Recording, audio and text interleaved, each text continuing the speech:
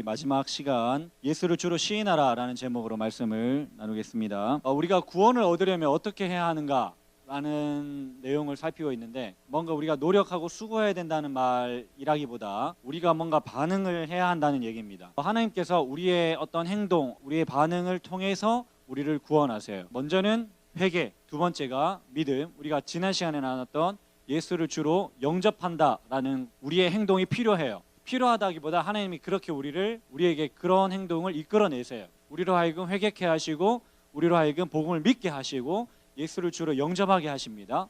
그리고 오늘 나눌 내용인 예수를 주로 시인하게 하십니다. 그 얘기를 조금 할게요. 예수를 주로 영접한다는 것과 예수를 주로 시인한다는 것을 조금 구분해서 얘기할 필요가 있습니다. 오늘 그 얘기를 할 겁니다. 예수님을 시인한다라는 말의 의미가 뭘까요? 컨페스하는 거죠. 고백하는 겁니다. 내가 공개적으로 시인하는 겁니다. 예수님이 나의 주인이시다라고. 여기서 좀 제가 중요하게 강조할 말이 뭐냐면 공개적으로 시인한다는 말입니다. 여러분, 특별히 이 시인하다라는 말은 법정적인 말이 있어요. 이게 무슨 말이냐면, 예를 들어 법정에서 증인이 증언하잖아요. 그때 함부로 얘기할 수 있나? 증인이 법정에서 선서하잖아. 내가 지금 증언하는 이 말이 허투루 하지 않겠다라는, 그리고 이 말에 책임을 지겠다는 선서를 해요.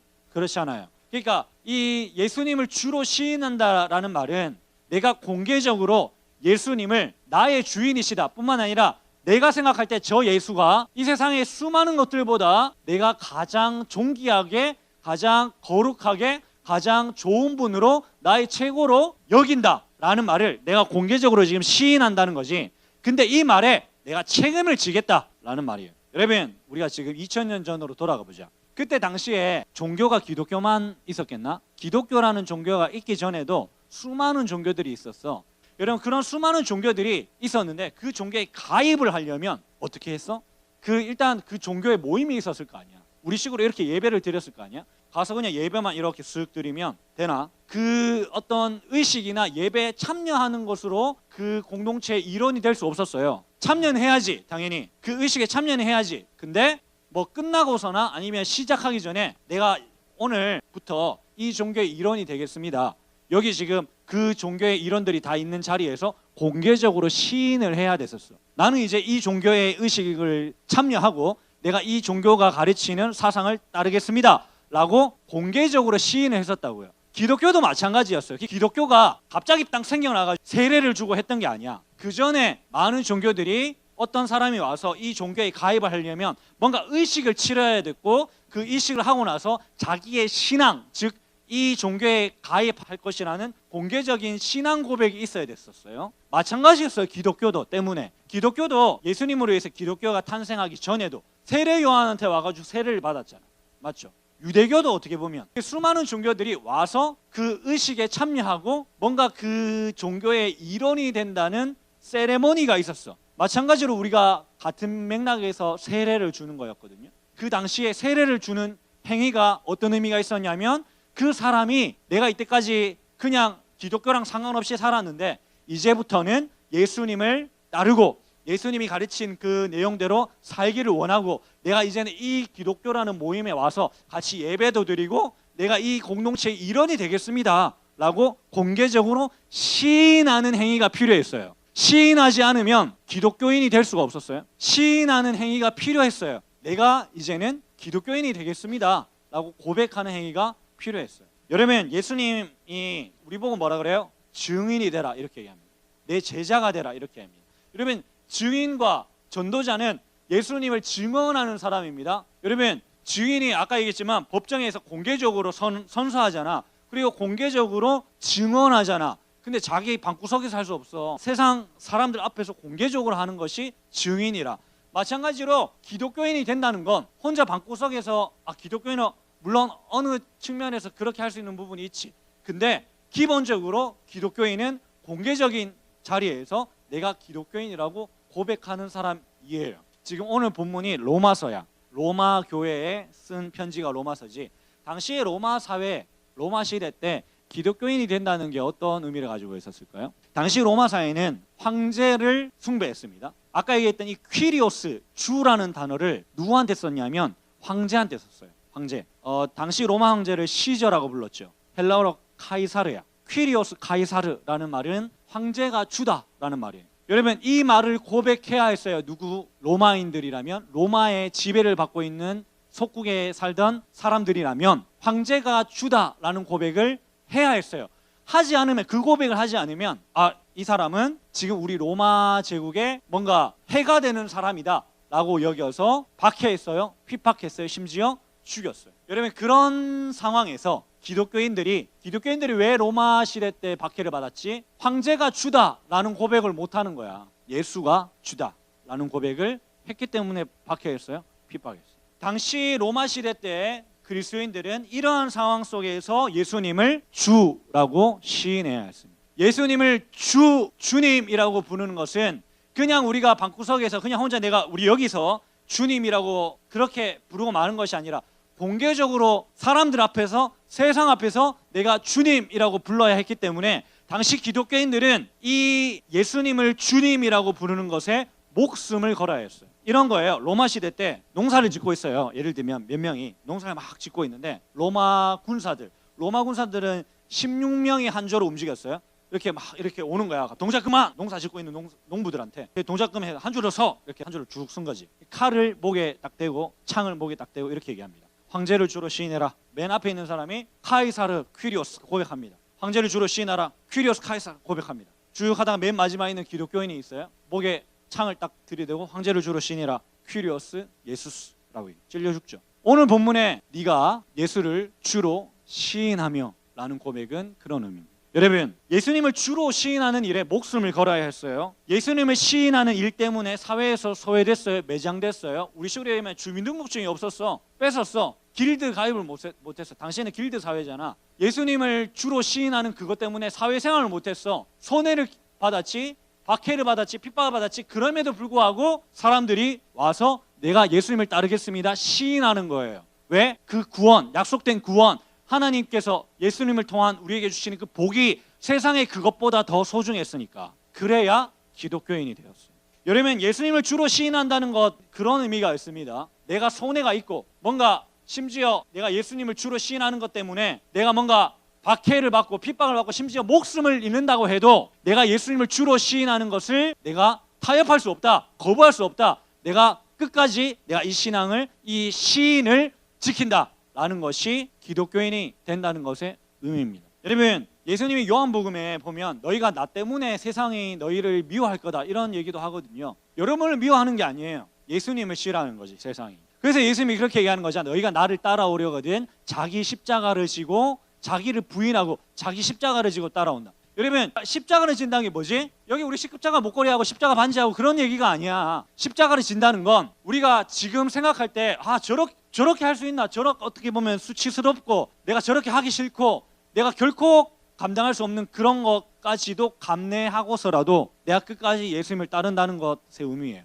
왜냐하면 당시 십자가는 사회에서 매장되는 거야. 그냥 범죄자 되는 거지. 온갖 수치를 다 다는 거예요. 여러분 십자가는 그냥 당시에 감옥 가는 것보다 더 수치스러운 일이었어. 우리 영화 같은 데 보면 예수님이 약간 빤스만 입고 나오지만 그 당시에는 그냥 빨가벗은 채로 십자가에 매달리는 거야. 사람들 다 보는 데서. 너희들 내 따르면 이런 십자가형을 당할 수도 있다. 그래도 따라올 거니? 라는 질문이에요. 여러분 우리가 예수님을 주로 시인한다는 것은 우리가 조금만 우리에게 더 피부적으로 얘기해 보셔도 지금 우리가 예수님 믿는다고 막 여기 와서 창 찌르고 막 십자가 달게 하는 사람은 없지만 여러분 우리가 사는 세상에서 예수님을 주로 시인한다는 것의 의미가 뭘까요? 우리가 뭔가 손해가 있다 하더라도 뭔가 어떤 우리가 부끄럽게 여기고 뭔가 우리 마음을 어렵게 하고 상하게 하는 일이 있다고 할지라도 내가 예수님을 끝까지 따르겠다라는 그 고백이 필요하다는 거죠. 오늘 본문에 이렇게 얘기합니다. 네가 만일 네 입으로 예수를 주로 시인하며 그 다음에 뭐죠? 사람이 마음에 믿어 의에 이르고 입으로 시인하여 구원에 이른다. 여러분 이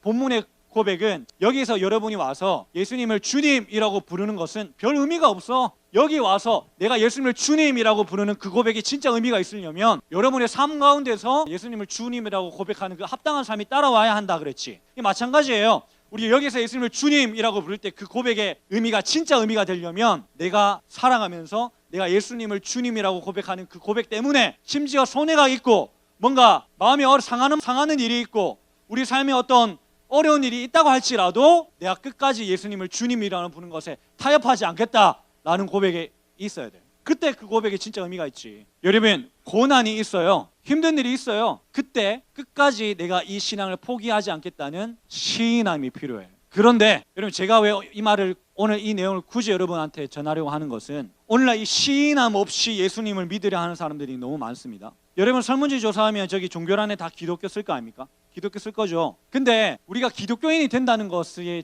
어떤 대가 지급이 필요한 거지. 예를 들면 여러분, 이런 거죠. 내가 조금 더 쉽게 얘기해보자. 우리 지금 시험 기간이잖아. 시험 기간이라고 예배 빠지고 그러면 뭐 그거 범죄다, 나쁜 일이라까지는 할 수 없겠지만 그리스도인이라고 할 수 있을까? 내가 학교에서 내가 예수님을 믿는 사람이라고 표내기가 부끄러워서 식사 시간에 식사기도조차 안 한다면, 식사기도 안 한다고 하나님이 우리를 버리겠나, 죄라고 하겠나. 근데 그게 내가 예수님을 믿는 사람이라는 게 부끄러워서 말을 하기가 조금 곤란해서 식사기도를 안 하는 것이라면, 여러분 진짜 신앙이 있는 겁니까? 어떻게 생각하세요? 대학교 가서, 고3들 대학교 가서 예를 들면 술자리를 갔다. 저 술 안 먹어요. 왜? 저 기독교인이라서 술 안 먹어요 라는 말을 하기가 부끄러워서 한다면, 여러분 그거 진짜 신앙이라 할 수 있을까요? 아니, 너무 당연한 말인데 우리는 그냥 쉬쉬하고 넘어가는 거예요. 그냥 손해가 좀 있으면 포기해. 타협해. 그냥 예배 빠져. 내가 기독교인이라고 안 해. 그럼에도 자기가 기독교인이라고 생각하고 있어요. 성경에 이런 말이 있어.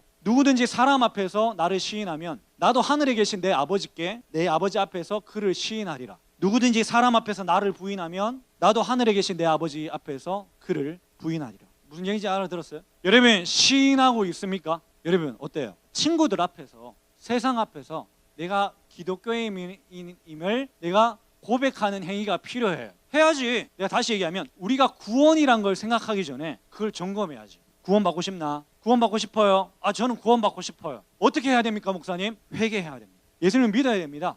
제가 회개하겠습니다. 저 예수님 믿겠습니다. 예수님을 주님으로 영접해야 됩니다. 좀 고민되지만 예수님을 주님으로 영접하겠습니다. 근데 한 가지 더 남았어요. 어떠한 손해나 어떠한 어려움이 있어도 예수님을 주로 시인해요.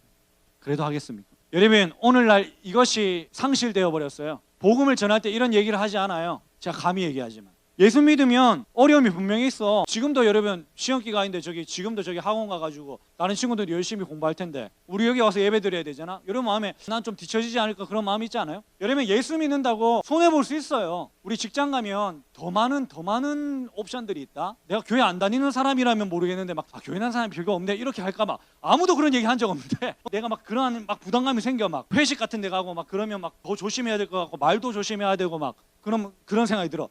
내가 교회 안 다니면 이런 고민할 필요 없을 것 같은데, 내가 예수님 안 믿으면 이런 고민할 필요 없을 것 같은데, 여러분 삶을 살아가 보면 어려운 일이 있거든요. 힘든 일이 있어요. 세상 사람들은 그냥 예를 들면 다른 세상 방식 취하고 그냥 자기 마음대로 하는데, 나는 예수 믿는 사람이니까 그렇게 못해. 내가 괜히 예수 믿었나? 여러분, 우리가 타협하는 이유가 뭡니까? 예수님을 주로 고백하는 일, 예수님이 나의 주인이시기를 원하는 그 마음, 그리고 내가 믿으려고 하는 그 복음의 내용들이 그렇게 소중하지 않으면 타협이 되지 않겠어요? 그런 손해가 있을 때. 여러분, 우리가 시험 기간마다 예배 빠지고 그러면 그게 더 중요한 거지. 그 사람한테는 예수님이 주인이기보다, 예배 드리는 것보다. 맞아요. 좀 빠져도 되지.